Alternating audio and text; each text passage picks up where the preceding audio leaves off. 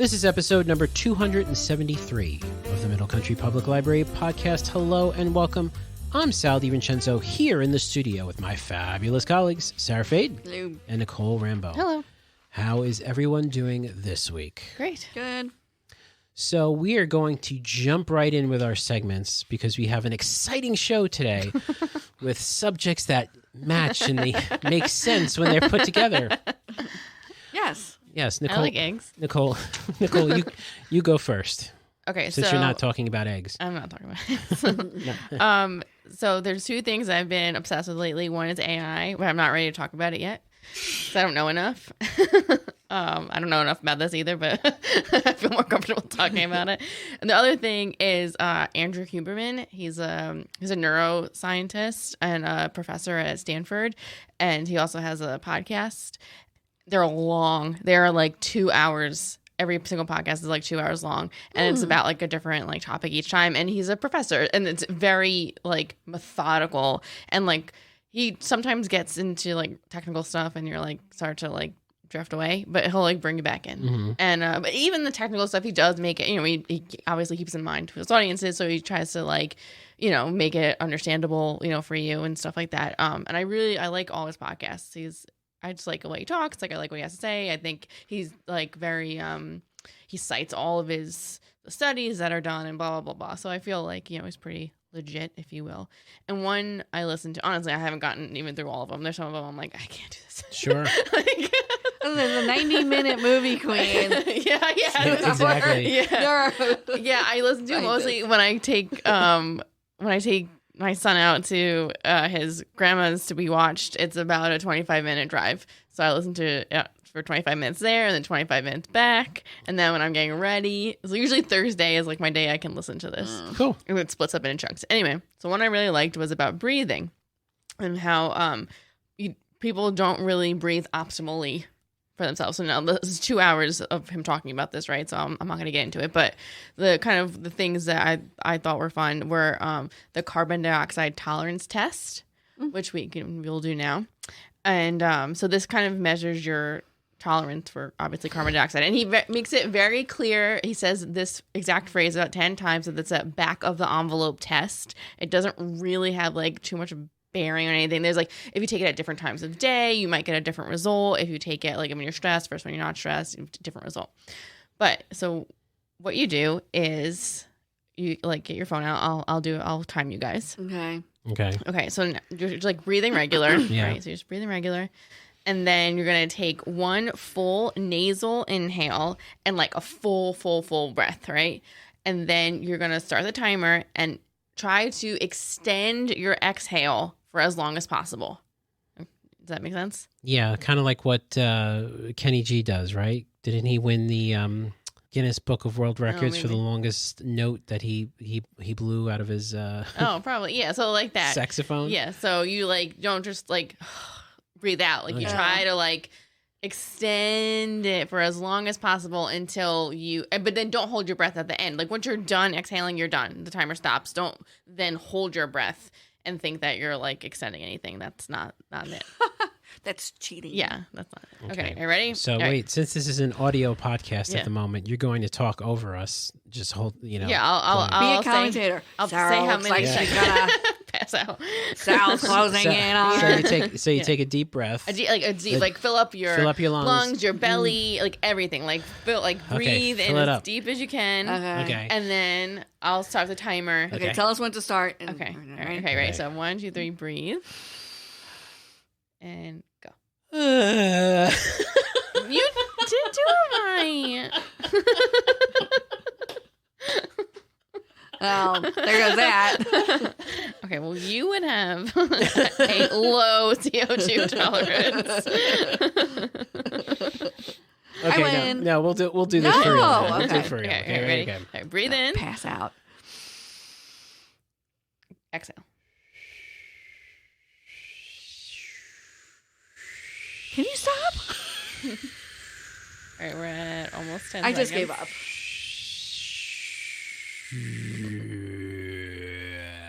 15 seconds. That's not really exhaling. That's moaning. 20 seconds. All right, so about 20 seconds. Dun, dun, dun, dun, dun. So you have a low CO2 tolerance. So 20 seconds or less is low CO2 tolerance. Oh, wow. 25 to 45 is moderate, and 50 plus is high. Get out of here. Who's doing that? Kenny G.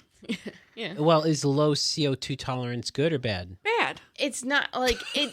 Like he said, back of the envelope testing. It's more so like if you have a higher tolerance, it seems like you're probably better at breathing regularly throughout the day, because most people do both. Most people overbreathe and underbreathe. He says like there's studies have shown when you're typing an email, you hold your breath. So you're like underbreathing, and then to compensate for that later on, you'll overbreathe. You breathe, and you're not even doing it consciously. You're just like, unconsciously doing this, right? So if you have a lower one, then you might like be doing that more, whereas you have a higher one, you might just be a more steady rate of breathing throughout the day, a more like efficient rate. What does back of the envelope mean? Like you're at a bar and you turn over an envelope and you're writing stuff on it? Yeah. Okay, so what was he drinking when he came up with this? No, it's he's saying. It's not. I like him. I like Andrew. Leave him alone. Anyway, the point. So then you rate yourself, right? So now you know what you are. And you can improve this. So the point is, this can be improved upon. So if you have a low one, you can get yourself to moderate by doing something called box breathing. Have you heard of this? Box breathing? Yes. Like inside a box? No, it's more the visualization of a box. Okay. So if you had low tolerance, it's 3s. So your number is 3. So you breathe in for 3, you hold for 3, you exhale for 3, you hold for 3. So it's like a box, right? So it's like breathe in, okay. hold, exhale. So you're going hold. from one corner to the other corner to the other so it's like corner. visually the box breathing. Yes. You do that for around 2 minutes a day, and then you should, over time, you'll extend to like moderate level, and you'll be able to exhale for longer. Okay. I don't know So if I can think about that. Like, do you think about breathing? No, but you're not. But that's the thing. You do this for around 2 minutes, where you are actively thinking about your breathing, right? You're doing the box breathing, and then throughout the rest of the day, you don't think about it. But if you do that for 2 minutes, it makes that better. So they say. I don't know if that he said. It's also good for stress reduction, and 5 minutes a day of a breathing rotation. So there's a couple that they studied is better at stress reduction than meditation. Really? Meditation is better for like cognitive, like memory, and stuff like that. Whereas like actual just stress reduction, it seems breathing is better for that, according to a study that they did. The best kind of stress reduction and helping in sleep is cyclic sighing. I do that. I was going to say, Sara is an expert I like to sigh. at cyclic So you sighing. inhale as deep as you can, like you did before, and then you take a second inhale on top of that. Oh, gosh. Oh, my goodness. That feels like gas. Yeah, and then you take a long exhale through your mouth. This is called a physiological sigh, and you do that for like... Okay, Sal, do it. So you're not actually sighing, though. Well, it sounds... So you're like... That just Okay, does good not job. seem natural. She did a great job at it. It's Yeah. not natural, but you do that Yes, it's for not natural. however many like cycles, maybe like 5 minutes a day, and then that like reduces your overall stress and it helps you sleep better. I didn't even do it. Just now. All right, so you keep doing that. Yeah. Nicole's part of the cult. She does it very well. Yeah. What's this guy's name? Andrew Huberman. She's part of the Huberman cult. Doctor, I would, oh my God, that's another topic to talk about. I would join a cult in a second. I would be like, okay. No, well, it depends on the cult. If it's like a cleaning cult, no, thank you. No, thank you. It's just a sit around all day cult. Yeah, if it's the napping Sign cult. me up. Okay, Napping now cult. maybe you guys don't care about your CO2 tolerance or your stress reduction. I do. But the final thing, well, he talks about a billion things, but the other last thing that I thought was interesting about it was the cure for hiccups. Oh. Okay. It's related to breathing. This is practical. Here we go. So your hiccuping is a spasm of your phrenic nerve. Mm. And this is like a nerve that runs like up and down your throat and in your chest. I feel very smart when I'm watching. I'm like, yes, the phrenic nerve, obviously. And he's like, it's in the C3 and C4. I'm like, oh my God, dude. All right. But anyway, so this is when that nerve starts spasming, this causes hiccups. So you have to counteract the spasming of the nerve. So you inhale like that, inhale again. But I'm already inhaling. Nope, and again, and then one more time. Inhale again. Now hold it for 20 seconds, Yes, as she turns bright red. and then you exhale. You inhale more than twice. Is it? No, it's very hard. Yeah, you physically it hurts. Yeah, like you physically have to put effort into like the inhale. So you inhale 3. So you inhale. Yeah, but don't inhale fully on the first time. No, you do. Otherwise, you're cheating it. So inhale as much as you can. Try. It's very hard. Try. Sarah, your headphones popped off your head. Yeah, I know. That's what it felt like. Go ahead, Sal. No, I can't do it. I'm still You have to recovering. wait. I'm still recovering from the last thing I did. Wait until one of you gets hiccups and then try. What about if you have a deviated septum? Oh, he did talk about Yeah, I know, because it has a lot to do with breathing. Because it's hard for me to breathe because I have a deviated septum and allergies, which is why I sound so great. He said, counterintuitively, he said, you breathe through your nose even more. Like, make a conscious effort to breathe. He is like... Don't be a mouth breather then? Yeah. Well, I don't think I am. No, I'm like... I don't know. Yeah, but he, like... And if you snore, tape your mouth shut. It forces you to... You're not going to die. You're not going to suffocate. Okay, if I die, Yes. you're suing this guy. No. Yeah. Because my husband snores sometimes. Did you tape his mouth shut and did he punch you in the face? No, I told him, tape your mouth shut. And I said, if you want to do it together, Sarah, I said, I will do it with you. Because I didn't want him to think I was trying to kill him in his sleep. I was like, oh. Yeah, but you don't have a problem with snoring. But I know. You have both heard me snore. Yeah, I know. That is true. So Just maybe we should put that in context. Let's put that in Well, context. because I sleep everywhere. But it was a gentle baby snore, no? Okay, I don't like the laughing that got. So next time we go to Podfest, You guys gonna tape my mouth shut on the plane? I will tape my mouth shut next to you on the plane, so you don't think I'm trying to kill you. We'll do it together, Yeah. and it's like an overtime thing. It's not like immediate, but like Yes. you like train yourself to really breathe through your nose, and it does help. I'm going to take a different flight because I don't want to be diverted because you're sitting there putting the tape over her mouth. They make like special sleep tape and everything. So yeah. Anyway, that was so just bring it back to the library or Please, whatever. please. I've discussed this before anyway, but like meditation and stuff like that for children, very important. Obviously, if you start these things earlier, the better.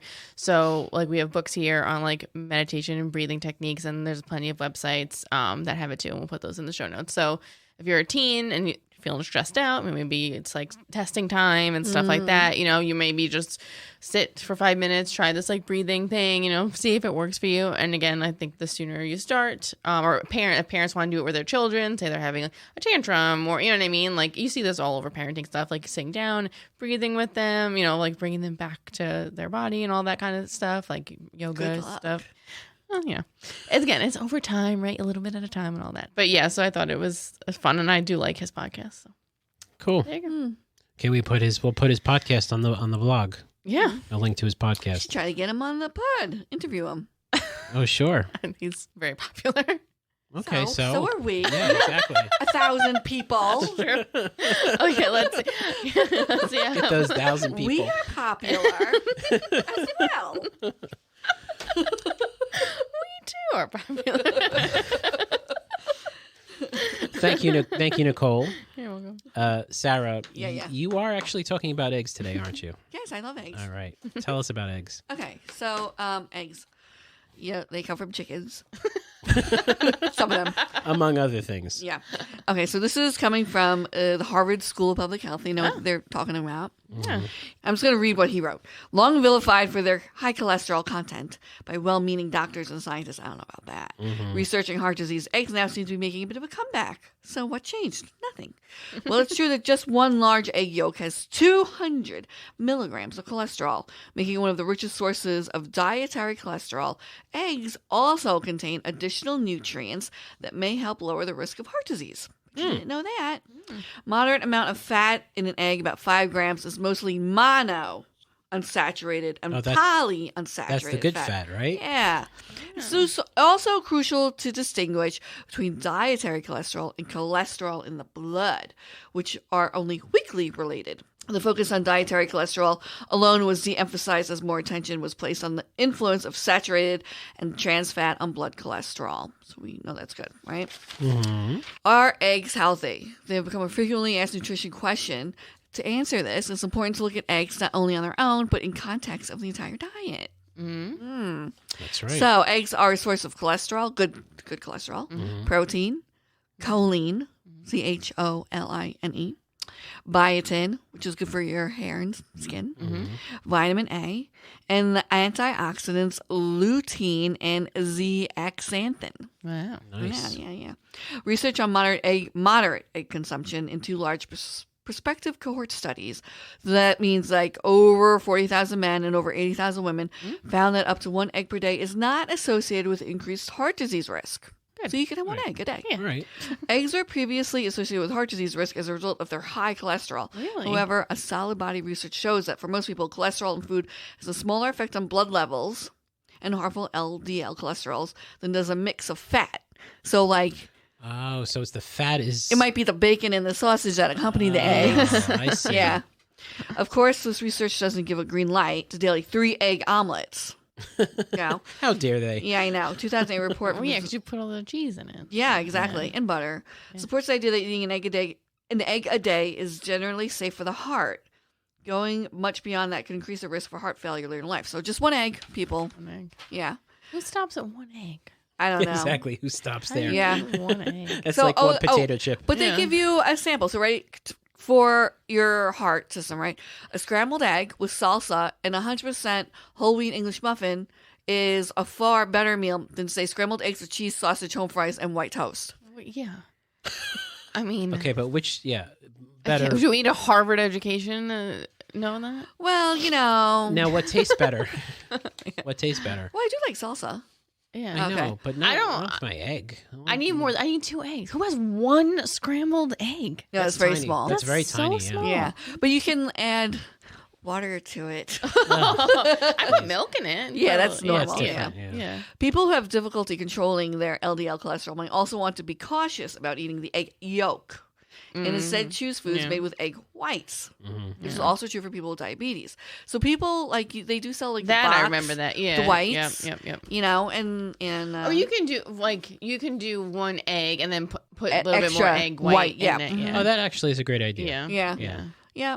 Well, eggs may be a much better choice than sugary refined grain based options like breakfast cereal, pancakes, muffins, bagels. They may fall short of other options. A bowl of steel cut oats with nuts and berries, blah, for example, will be a much better choice for heart health than egg centric breakfast. I have the healthiest heart around. You do. Consumption of whole grains and fruit predict a lower risk of heart disease. However, the bottom line, while eggs may be not the optimal breakfast choice, they are certainly not the worst. Now, this is more important, ready? Storage and food safety.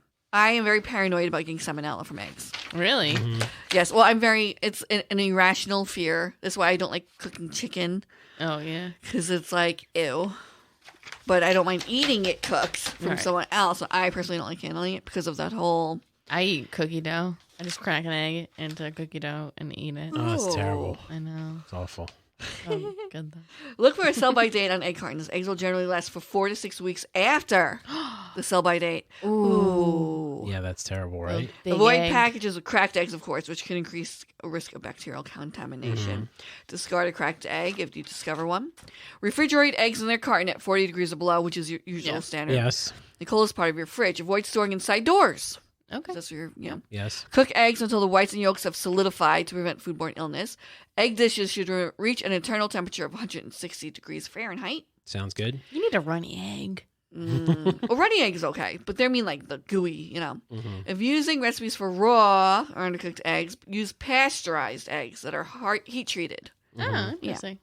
Don't allow cooked eggs or egg dishes to sit at room temp for longer than 2 hours. Sounds And about right. wash your hands on any surfaces with soap and water that have come into contact with raw eggs.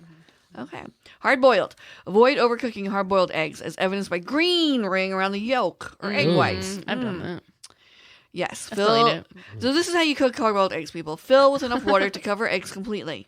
Bring water to a gentle rolling boil with the eggs already in the water. Yes. Okay. Allow to cook for 1 minute at this gentle rolling boil. Yes. Turn and off the then- heat. Yep. Cover the pot Yep. and allow eggs to sit in the water for 10 to 12 minutes. That's right. Then you remove from pot and rinse eggs with cool water. Now, this is where I like to make hard-boiled eggs, and then I throw them out after a day because I am irrationally paranoid. Why? Because I don't know how well they're.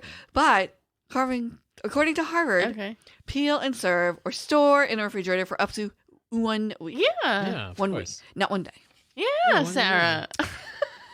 I am very like... Did you? Hard-boiled eggs are the best. Did you? I do like hard-boiled eggs a lot. You know, it's funny. The time of year that I mostly eat hard-boiled eggs is around Easter because we color Spring. them. Yeah. Right. But you've never like pulled an egg out of the refrigerator like 3 days later and just, put a little salt on it and eat it? Not 3 days. No? Oh my goodness. But now I can rest assured that it's a whole No. week. Harvard says Honestly, so. they don't last Yeah. that long. I eat them all the time. Well, not in Nicole's house. Yeah.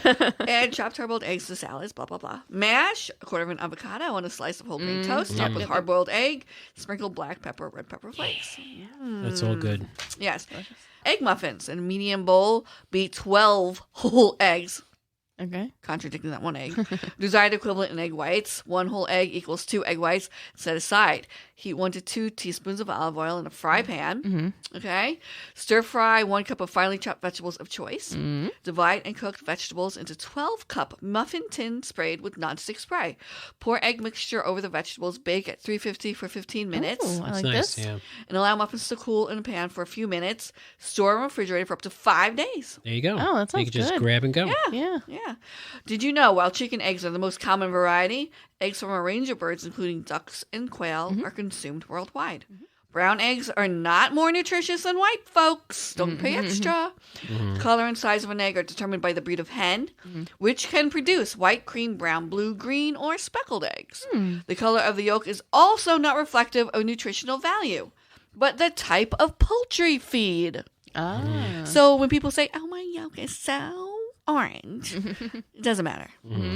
Eggs vary in available sizes from medium to jumbo. Yeah. But eggs graded large are the standard size preferred in recipes. Did it say why they come in those cartons? Because they're easy to carry.